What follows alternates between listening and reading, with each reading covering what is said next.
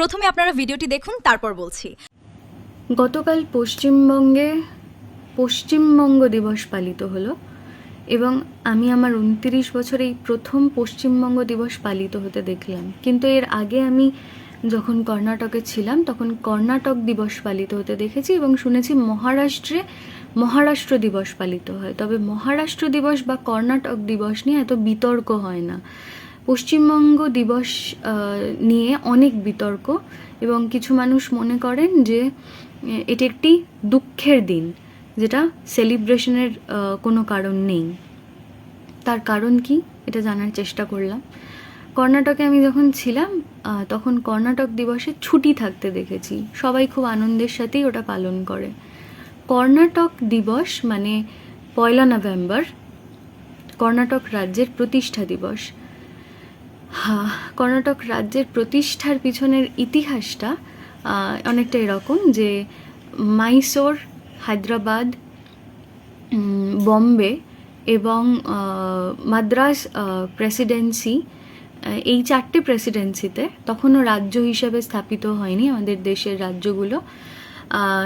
এই 4টে প্রেসিডেন্সি বম্বে, মাদ্রাজ, হায়দ্রাবাদ এবং মাইসোর, এই 4টে প্রেসিডেন্সিতে মিলেমিশে কন্নড় ভাষাভাষী মানুষরা থাকতেন।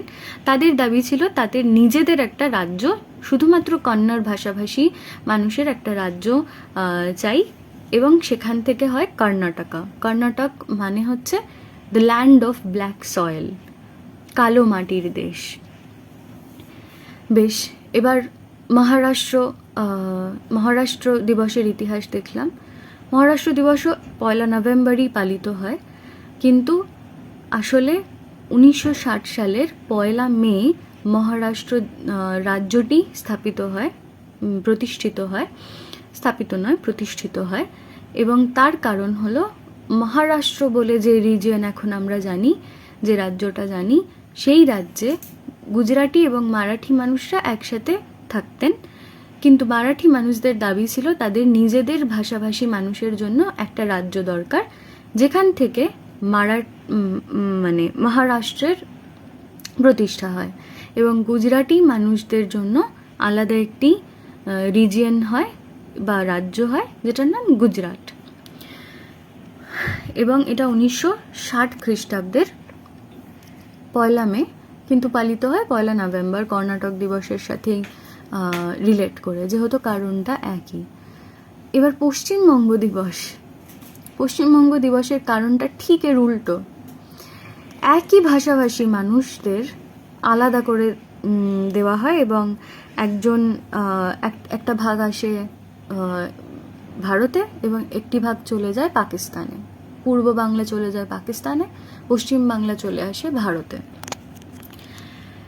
তো আপনি কোনোদিনও শুনেছেন যে একই ভাষাভাষী মানুষরা আলাদা হয়ে যাওয়ার দিনটা খুব আনন্দের?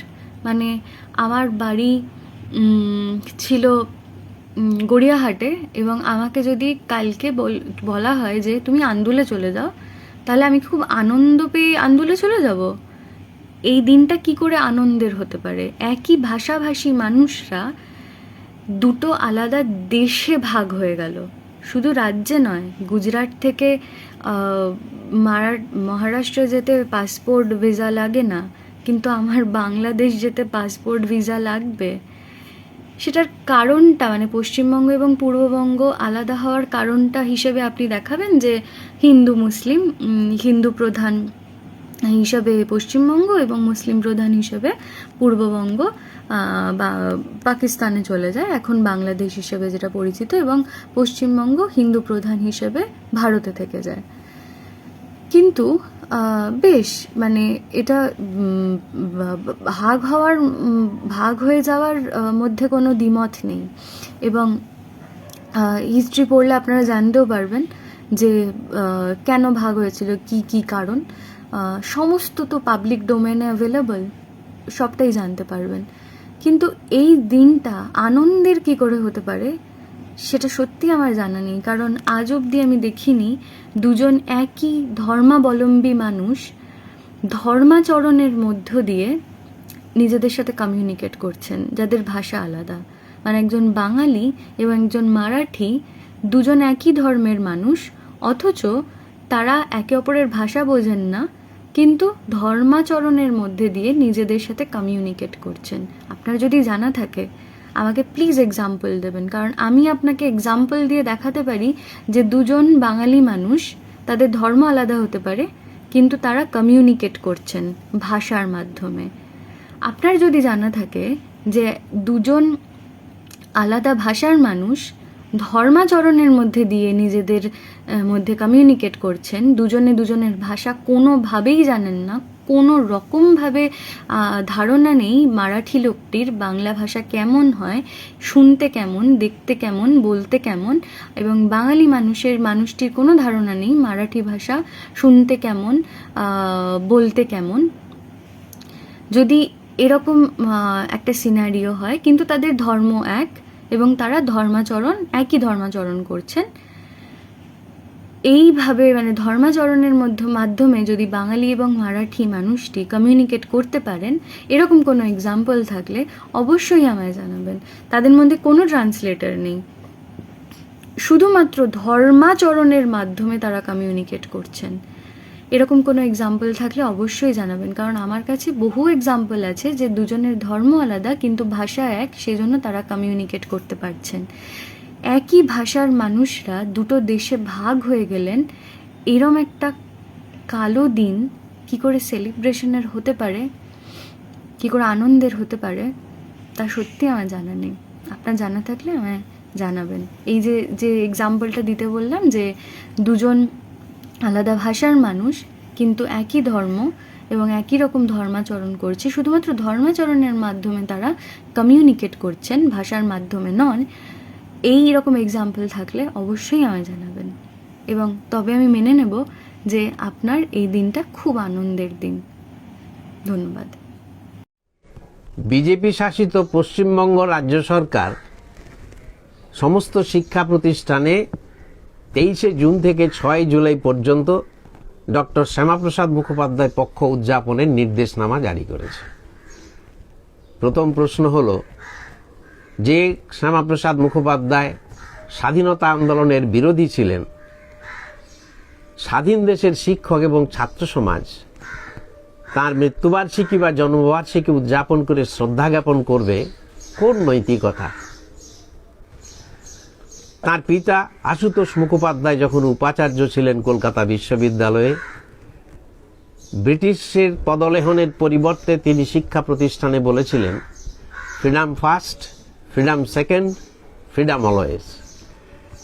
আর এই শ্যামাপ্রসাদ মুখোপাধ্যায় সেই পথকে পরিত্যাগ করে ঠিক উল্টো কাজটি করেছিলেন। তিনি যখন উপাচার্য ছিলেন সেই সময়ে ব্রিটিশ পতাকা অর্থাৎ ইউনিয়ন জ্যাককে অভিবাদন করতে অস্বীকার করে একটি ছাত্র, তিনি তাকে শাস্তির নির্দেশ দেন। ভেবে দেখুন। আবার এর বিরুদ্ধে যখন ছাত্র ধর্মঘট পালিত হলো, সেই সময়ে দুজন ছাত্রকে তিনি বহিষ্কার করার নির্দেশ দিলেন। তুলনায় মনে পড়ে শহীদ ক্ষুদিরামকে স্মরণ করতে গিয়ে নেতাজি সুভাষচন্দ্র বসু পেয়েছিলেন সমর্থন, আশীর্বাদ সেই স্কুলের শ্রদ্ধেয় হেডমাস্টার মহাশয় বেনি মাধব দাসের। ইতিহাস তাই তাঁদেরকে মনে রাখবে। কিন্তু এহেন স্বাধীনতার বিরোধী একজনকে ছাত্র সমাজ বা শিক্ষকরা সরকারি নির্দেশনামার জন্যই বাধ্য হবে শ্রদ্ধা জানাতে, এ কি জিনিস? একে কি সমর্থন করা যায়? শ্যামাপ্রসাদ মুখোপাধ্যায়ের ব্রিটিশকে সমর্থন করার আরও অনেক নজির আছে। প্রসঙ্গত বলি, 1941 সালে মুসলিম লীগের নেতৃত্বে গঠিত মন্ত্রিসভায় শ্যামাপ্রসাদ মুখোপাধ্যায় যোগ দিয়েছিলেন। ঠিক তার পরবর্তী সময়ে আমরা দেখেছি স্বাধীনতার আকাঙ্ক্ষায় উদ্বেল এই দেশের ছাত্র যুবকরা কোরবানি করছে, লড়ছে, সংগ্রাম এগিয়ে যাচ্ছে। 1942 সালের ভারত ছাড়ো আন্দোলনের সিদ্ধান্ত গৃহীত হচ্ছে। ঠিক সেই সময় 1942 সালের 26শে জুলাই তৎকালীন গভর্নরকে শ্যামাপ্রসাদ মুখোপাধ্যায় একটি চিঠি লিখলেন। সেই চিঠিতে বললেন, ব্রিটিশের পাশে থাকার আহ্বান জানালেন ভারতবাসীকে। বলেন ভারতবাসীর স্বার্থেই এই ভারত ছাড়ো আন্দোলনের বিরোধিতা করা দরকার। বললেন ব্রিটিশের এই বিপদের সময় ব্রিটিশদের পাশে থাকা দরকার। অবাক করে দেওয়া ইতিহাস। এরকম একজন আন্দোলন বিরোধী, স্বাধীনতা আন্দোলন বিরোধী মানুষকে স্বাধীন দেশের মানুষ শ্রদ্ধা জানাবে কি করে? কেবল সরকারের নির্দেশের জন্য? এর পরেরও ইতিহাস আছে। যখন ভারত ছাড়ো আন্দোলন 3 মাস চলছে, উদ্বেলিত ভারতবর্ষ, সেই সময় শ্যামাপ্রসাদ মুখোপাধ্যায় লিখছেন, গত 3 মাস ধরে যে উচ্ছৃঙ্খলতা এবং নাশকতার কাজ চলেছে, আমি তাকে সমর্থন করি না। আমি মনে করি না তার দ্বারা স্বাধীনতার কোনো উপকার হবে। আরো কলঙ্কিত ইতিহাস আছে। কি না, নেতাজির নেতৃত্বে আজাদ হিন্দ বাহিনী যখন সংগ্রাম করছে জীবন বলি দিয়ে, সেই সময় ব্রিটিশ বাহিনী গড়ে তোলার জন্য আরএসএস এবং হিন্দু মহাসভার সকল সদস্য, এবং সেখানে শ্যামাপ্রসাদও যুক্ত হয়ে আছেন, তারা এর বিরুদ্ধে ব্রিটিশ বাহিনীতে যোগ করার জন্য যুবকদের কাছে আহ্বান জানাচ্ছে। এই শ্যামাপ্রসাদ মুখোপাধ্যায়ের ইতিহাস। এহেন একটি ব্যক্তির জন্মদিন, মৃত্যুদিন পালন করার নির্দেশনামা দিয়ে সরকার অত্যন্ত অন্যায় কাজ করেছেন। আমরা মনে করি কোনো মতেই এই জিনিস হতে দেওয়া যায় না। তাই সরকারের সিদ্ধান্ত পরিবর্তনের আহ্বান জানাচ্ছি।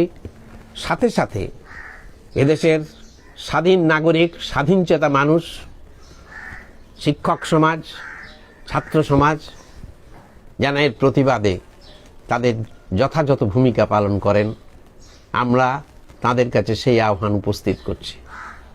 Sometimes life unfolds exactly like a movie script right before our eyes, proving that even in the most unexpected places, true beauty and grace can shine bright. এরকম নানান ধরনের এবং নানান বিষয়ের নতুন নতুন ভিডিও দেখার জন্য আমাদের চ্যানেলটি সাবস্ক্রাইব করুন আর বেল আইকনটি প্রেস করুন, তাহলেই নোটিফিকেশন পেয়ে যাবেন। সবাই ভালো থাকবেন, ধন্যবাদ।